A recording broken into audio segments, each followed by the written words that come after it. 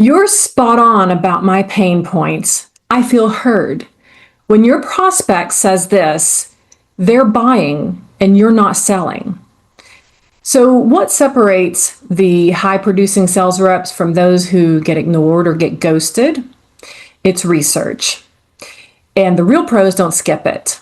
Now, there's a lot that goes into research, understanding the company, the firm, the people, their business goals, their pain points, but really digging in and doing the research and learning how to ask how and what questions in order to turn your discovery meetings into a consultative conversation and not just a pitch or a demo. And that's how the best sales reps close deals. I am super excited to have my very good friend, Corey Douglas here, who's a VP of eDiscovery at Repario Services, and he's going to talk with us about how to research so that you can secure those meetings and have best-in-class close rates. Corey, introduce yourself to everybody. Well, Melissa, or otherwise known as Rogo, it's a pleasure to be on with you. We've known each other for a long time, so I'm happy to finally get a chance to be interviewed by you. So I've been waiting for many years now. But finally got the call, so happy to be here. And as you mentioned, I am a shareholder and VP of eDiscovery Services at Repairio Data LLC. We're a leading and agile, I would say, eDiscovery services provider. We do a number of things, but mainly eDiscovery and litigation support services across the globe. And that's actually how we met, probably close to 15 years ago, was when I turned the round table into a business and I started doing the CLEs in more second and third tier cities. And I had a round table in Miami, which is where you're located. And that's how we met over a decade ago. And because I had also, as a paralegal, and then I went into sales and I sold eDiscovery services. And then when I did the round table, that's what kind of brought all of us together. So, and having been a paralegal, I just approached sales differently. So let's talk a little bit about that, because this came up in a conversation we had a couple months ago with the SoFlo Legal Tech Group, and what sales reps are doing wrong as far as getting into the law firms and actually getting appointments. They don't know who they're talking to. They don't understand the titles. They don't understand what their jobs are. And it's just, there's simple things that could be done, and you just have to do the work to set the stage. So let's talk about that, Corey. What are the first things that you do to prepare to reach out? And I know that you're more experienced, but what are the first things you do to even determine if you're reaching out to the right prospect and how to reach out? So I think this, is something that everybody should do, regardless of what their, level of experience is. I think really the first thing is you want to understand who your buyer is, who your buyer is, and understanding that, I think, will cut down on a lot of wasted time trying to find the right prospect. So first thing I would do is specifically if you're looking to sell to a law firm or corporation, I would first look at that company's website. Your prospect, whether it be a chief legal officer, it'd be a general counsel, it'd be perhaps an information governance officer, whomever it might be, might have a profile on the company's website. So that's the first place I would check. Oftentimes that may not be the case. So the next place and easiest place, I think, would be LinkedIn. And if you don't have a LinkedIn account, you are certainly doing yourself a disservice. But even diving deeper into LinkedIn, there's a addition or an application that you can add on to LinkedIn, which is called Sales Navigator, which we have here at Repario, and I know a lot of organizations have. And that gives you some really actionable intelligence on everyone who has a profile in LinkedIn. It gives you some background on their buying capability, gives some really detailed background on some of the trends going on within an organization or a law firm. So it's a really great tool to have. And if you don't have that added to your regular LinkedIn account, I would suggest doing that. But those are the first two places I would look: the company's or organization's website, and then if not there, go to LinkedIn and certainly scrub LinkedIn. And if you can't find the particular person that you're, trying to find on LinkedIn, maybe looking deeper into the organization that you're trying to actually call upon, finding some other folks in that organization that might fit the person that you're looking for. You mentioned something, buying capability. And again, that came up in our conversation a couple months ago with the SoFlo Legal Tech folks. Why is buying capability important? Well, you really want to be reaching out to people and spending your time as a salesperson really focused on selling to people who have the authority within the organization to make the decision to buy something from you, to buy whatever it is you're selling. One of the parts of the conversation that I thought was really interesting was that one of our colleagues was commenting that she's a paralegal at a firm and gets hit by, several different types of salespeople throughout the day offering, various products and services. And she's like, this is all great, but if they just took a little bit of time to do research, they would know that this is totally out of my purview of what, my capabilities here at the firm or my responsibilities at the firm are. So being able to buy, new software for this particular function or that is something that's not, in the purview of everybody, obviously. So there are going to be specific people within an organization that have the authority to bring on new technologies, to bring on new services. And you really want to hone in and focus on those people because those are the people that are going to be making those decisions.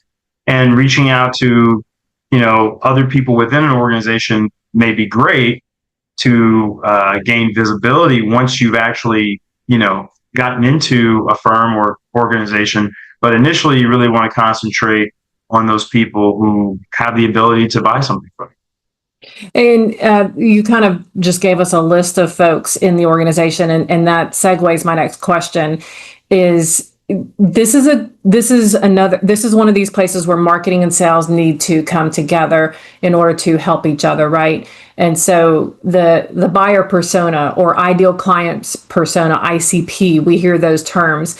But there are certain roles within an ICP, and one of the marketing functions is to flesh out these ICPs for sales, for content, for marketing, all of the messaging that goes in behind marketing and thought leadership and brand awareness, and then also being able to be used by the sales teams when they're in those conversations. So like a gatekeeper, you have a gatekeeper. That's just someone who gets you in the door and gets an appointment. You have an influencer, someone who can influence the decision, but is not necessarily the decision maker. You have the end user, like the paralegal you were talking about. And having been a paralegal, it was never my decision, but I was the end user of a lot of technologies and services, right? And then you have, the decision maker, the person who signs the contract. And I've heard this from a colleague of mine who's legal counsel, actually at another legal tech vendor, but he's in-house counsel. And when he was counsel at another legal department, he got contacted all the time. And, but he's like, I'm not the right person. I'm the one that signs the contract, but I'm not the one who's going to use the product. I need to know that my paralegal and my assistant general counsel have the tools that they need. They are the ones who are going to be the end users. They are the influencers. They are maybe the initiators. They're the ones who I just need to know that they're happy. And if they come to me with a solution or an idea, and, then we have that conversation. And so then he just signs the contract, right? But there's probably 5 or 6 different roles within your ideal client persona. And it's important to know, who do you need to talk to? Who's the first person you really need to talk to? Is the end user the right person? Because I've heard this too, where attorneys need certain technologies and they're like, oh yeah, this is amazing, this is great. But then you have, a chief technology officer at the firm or the chief information officer who, they're the ones that are responsible for the tech stack that the whole firm uses. And is it secure and how to integrate it? And, if they're replacing something, like there's a lot of challenges involved in that. And So there's so many different roles within the firm and so many different personas. It's not really just one person, is it, Corey? When we're selling legal No, tech, there's more than one person involved. absolutely. When I talk about decision maker as someone who has the responsibility or capability within a firm to make a buying decision, yes, there are people who are solely responsible for that, but also they're going to get input from other people within the firm, like you mentioned. There's going to be other people, end users. There's going to be other executives within the organizational structure that might have input. So yes, you're maybe not necessarily selling to one person all the time, but when you're talking about research and that initial contact, it's really important to hone in on those people who do have those abilities within a firm or an organization to make buying power. And one of the great ways you can do that, or to make a buying decision, one of the great ways you can do that is by, calling up or emailing or reaching out to a paralegal, an end user at a firm. If you're looking at penetrating a particular firm, and you see that someone is a litigation paralegal within that firm, it's great to maybe reach out to that person, give them a call, or shoot them an email and say, hey, you know, I know that you may not necessarily be the right person to reach out to, but would you mind just telling me who I could reach out to within your firm that might be able to help me, make a decision about using my services? And a lot of times people are very happy to refer you to someone else within their organization and say, hey, I work with, my litigation support manager who is, who really is in charge of choosing technology and service providers, or it's the chief information technology officer, or it's the chief technology officer, whomever it may be. So a lot of times, starting with perhaps an end user or someone who may not be high up on the buying chain, but has some influence, can lead you in the right direction of who you want to be really pitching your services to. So let's talk about how you gather intelligence, but how you package that up and use that to prepare. So you mentioned looking at the law firm's website, right? And you mentioned looking at LinkedIn and leveraging Sales Navigator. One of the things that I had access to when I was in sales was I had access to Pacer, the federal court system case action summary sheets, and then I was in Alabama, so most states are on some kind of a state system. And so I had access to that, but having been a paralegal, I knew how to, research my attorney for open cases, and I could read the case action summary sheet. I could see where they were in the lawsuit and what was the right time to get involved in litigation. So, and I know that other organizations, they have tools like this. They can pull that for sales reps. So how do you gather intelligence, and then how do you package that up in order to prepare? And I'm not trying to make this difficult for people, but if you're in legal tech sales, you have to do this work. AI automation, there isn't just a magic genie in the bottle that's going to do this for you, right? So how do you gather intelligence and put it together in order to prepare yourself for reaching out to a prospect and to prepare for that first sales discovery meeting? Well, I think Pacer is a really good tool. I've used Pacer. There are some other tools out there. Again, along with your LinkedIn account, Zoom Info is another really good intelligence gathering, contact gathering tool.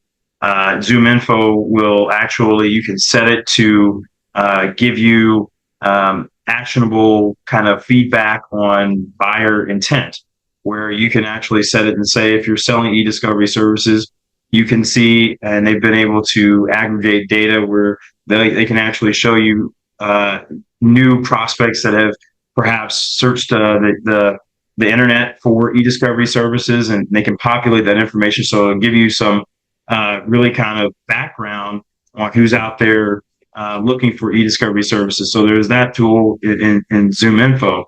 Again, there are other tools out there that are great for gathering contacts, and using all of that. You want to sit down and you want to say, hey, okay, so now I've got this data, I've got this information, I've got a list of people that I could call that are potentially buyers within an organization. So you want to just kind of do your research on that organization itself and see if you have any understanding or any info or any background on what they're currently doing for eDiscovery or whatever the technology service that you might be selling. And you want to look and say, hey, what am I doing that could possibly enhance or even level up their processes and procedures in-house? So you want to approach it in that way and reach out with something to actually offer that might be different or new, or whether it be better pricing, whether it be better service, whether it be a new suite of technology, a new suite of tools that you're offering. So finding out what an organization has already been doing, and that's going to take some time. Mm-hmm. It'll take a few phone calls, maybe take a few emails to figure out, hey, they're a relativity shop. They use relativity in-house, and I'm selling a different tool, or I'm selling them a better version of relativity, whatever it may be. Or conversely, maybe if you're selling timekeeping tools and software for lawyers, you want to figure out what they're doing to keep time within the firm, and you want to talk about how your tool or your product is better. So I think really utilizing the tools that are out there that are available. The ones that come to mind that I use most frequently are, like I said, ZoomInfo, LinkedIn, Sales Navigator with inside of LinkedIn. And then, of course, my network. And I forgot to mention my network. So you really, as a salesperson, you want to, if you hopefully have a network of friends and colleagues and former coworkers and just other professionals that you know in the industry, you can oftentimes call upon them to give you some real intelligence and some background information on what a firm's doing or what a corporation is doing for a particular service. So leaning on your network is extremely important as well.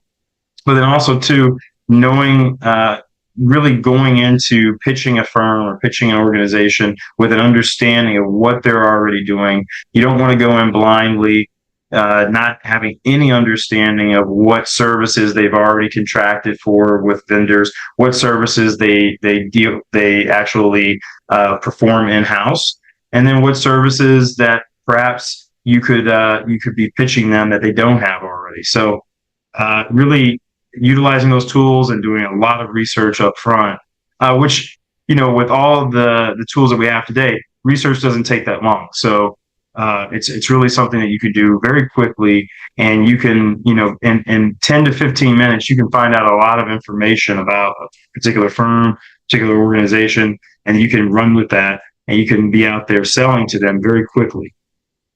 Yeah, that reminds me of something my first sales manager said to me, who trained me when I started my first sales career 20 years ago. They know why you're there. They know you're a sales rep. They know why you're there. But one of the biggest problems we've seen, you and I have been in this a long time, and we hear this from our colleagues, is yes, they know why you're there, but walking in and just pitching or doing a demo and talking all about the features and benefits is, quite frankly, offensive. You're going to turn them off. That's not what they want. So Sure.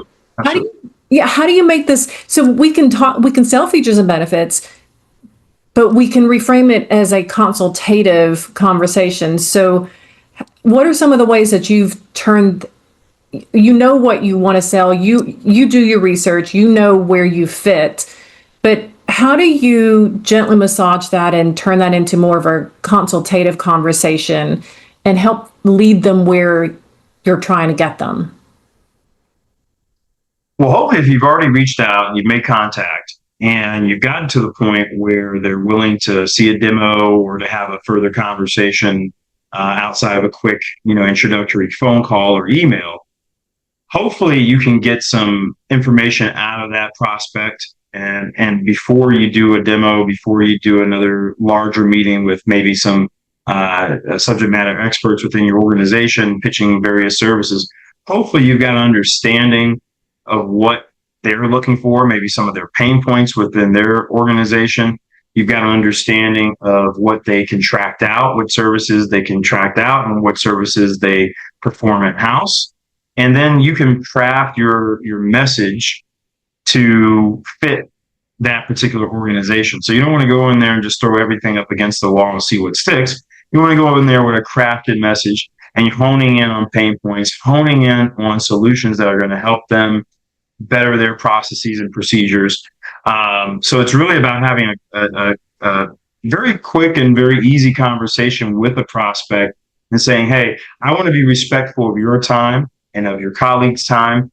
While we're sitting here for a half an hour demo or an hour demo, I want to be able to make sure that I'm touching upon everything that you want to see from me and you want to hear about that my organization can do and to help you, again, improve your processes and procedures. So if you've got that information, you can go into any meeting and you can hit the ground running, and you can leave all the fluff and all the stuff that really doesn't matter to them at that particular time for another day.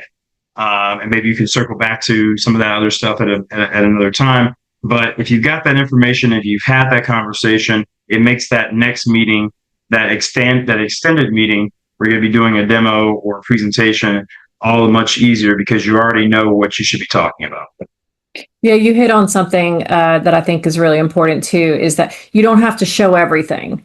Not at this first meeting or two. Like, consult with them, address their pain points, even while you're talking about your service or your technology. And then with the next meeting, they'll open up more. They'll ask more questions. The next meeting, they do want to see more about the features and the benefits, and they'll ask questions about that.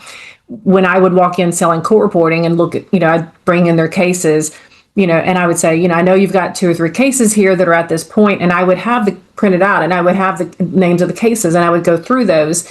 And a lot of times they would say, yeah, actually, I do need help in those cases, or actually this case is getting ready to settle, but I have a need in another case. And maybe it wasn't one I had brought up, but it was just that taking that effort, and it's a 30-second statement. Hey, I care enough about you and I really want to earn your business. I did my homework. I'm trying to understand you and where you are and what you need from me. And they'll open up for that. Absolutely. I think just on that point, I think one of the most powerful things you can ask is, how can I help? Mm-hmm. And really asking, how can I help you do what you do better?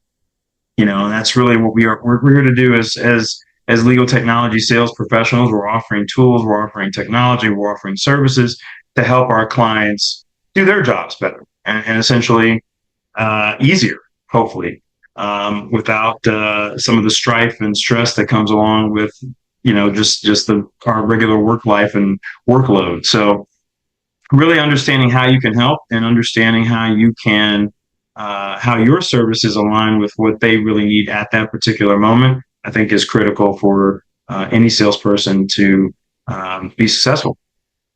Okay, so let's pivot a little bit into marketing. And broadly, I'm just going to ask you, what are some ways that marketing has helped you, or that you can see marketing helps the sales process? Prospecting, discovery meetings, deal flow, closing deals. What are some of the ways that marketing supports sales? Well, certainly a good marketing program makes a salesperson's job a lot easier, because that marketing program has gotten your organization's name out in the zeitgeist, out in the industry, out in the world. So people hopefully know of you when you're calling upon them and you're reaching out, especially if you're doing that on a cold email basis. So marketing is key in that respect of just getting the name of your organization out there and getting people to understand what you do. But marketing also, you alluded to this earlier, marketing can also help put together buyer personas within your organization. And I know a lot of organizations have marketing officers who focus on really prospecting and finding the right people within organizations and passing that information and that data on to the sales team so they can then go act on it. Or that might be an inside sales function that has some marketing kind of relations to it as well. So marketing is definitely critical in any organization. Certainly putting your name out on various channels is another way that marketing can certainly help. We talked a lot about LinkedIn, and which is really kind of the largest community of corporate professionals, but really having a robust marketing program that hits maybe regional areas, and that is putting your name in various circles for regional events, and partnering with your local bar associations, partnering with your local technology organizations, and groups like SoFlo Tech. So marketing really can help spread a wide web for your sales team, and really help them do their job better by gathering intelligence, and then also to making it easier because the marketing has been successful enough to make people aware of your organization, so that when you're cold calling, it's not necessarily a cold call in the sense that they know nothing about you, but at least they have some idea of what you're going to be offering them. So brand awareness and client personas, really helping to set the stage.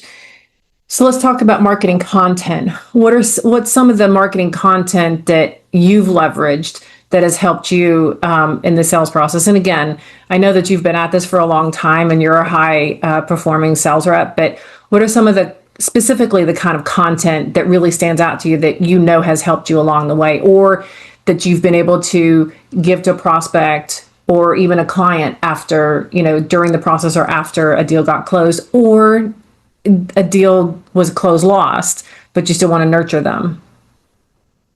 Well, I think thought leadership in our organization or in our industry is really important. So being a part of an organization that can stay ahead of trends, and really post information and post papers, post articles about new technologies, about new trends within eDiscovery, within the legal tech field, is really important. So having a presence on LinkedIn, having a presence on other message boards or within other groups, like I said, your local groups, and being able to sponsor CLEs, sponsor whether those be in person or webinars, being able to sponsor conferences that have very specific topics and focus areas is important.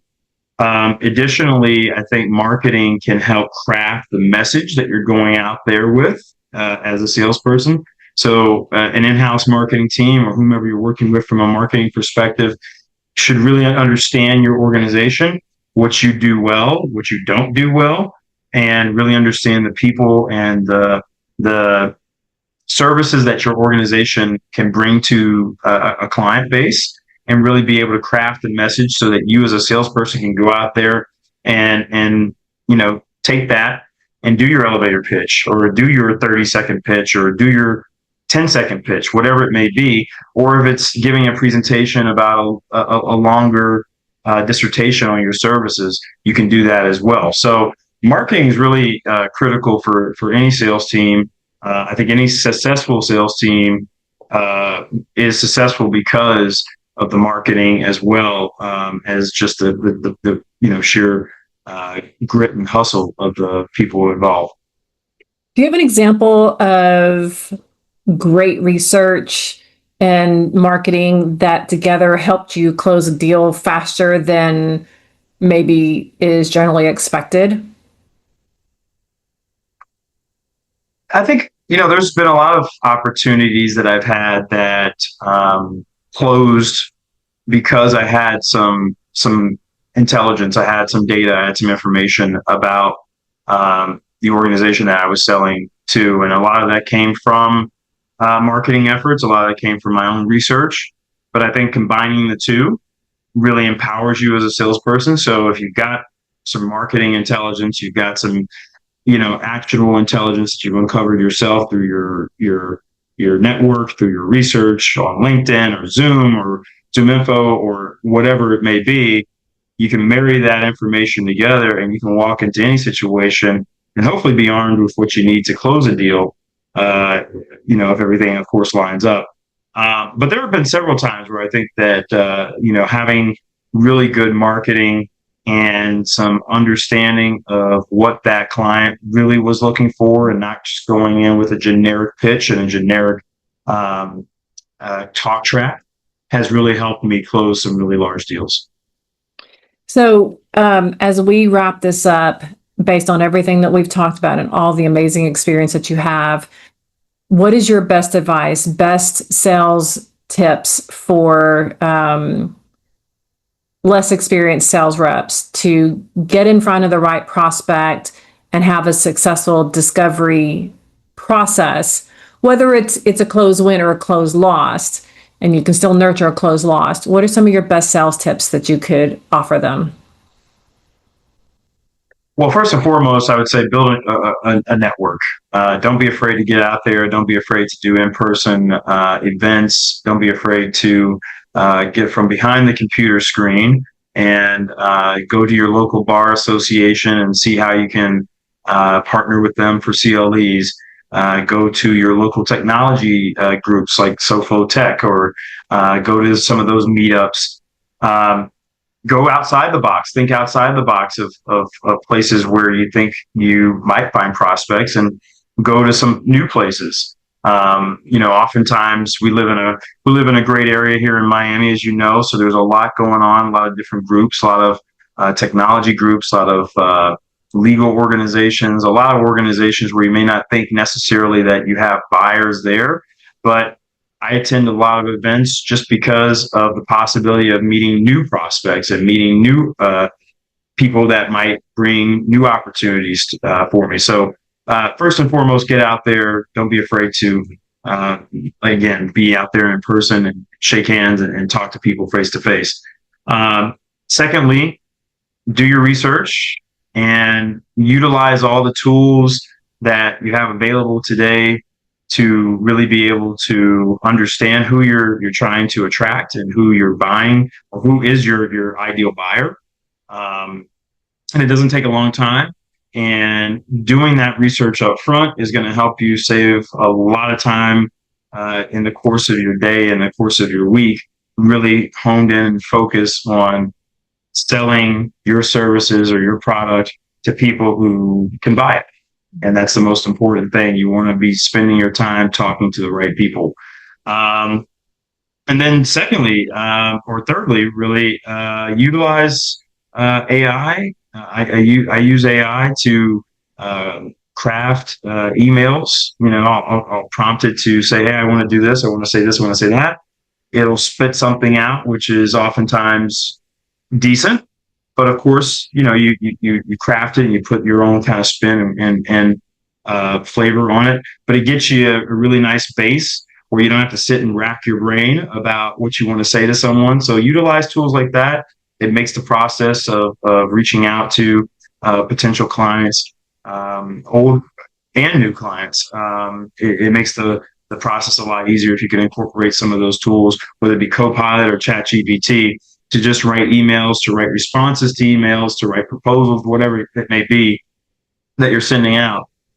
So really those three things: be social, do your research before you reach out, and utilize AI tools to help you craft really good and specific messages to who you're trying to reach out to and who you're trying to sell to.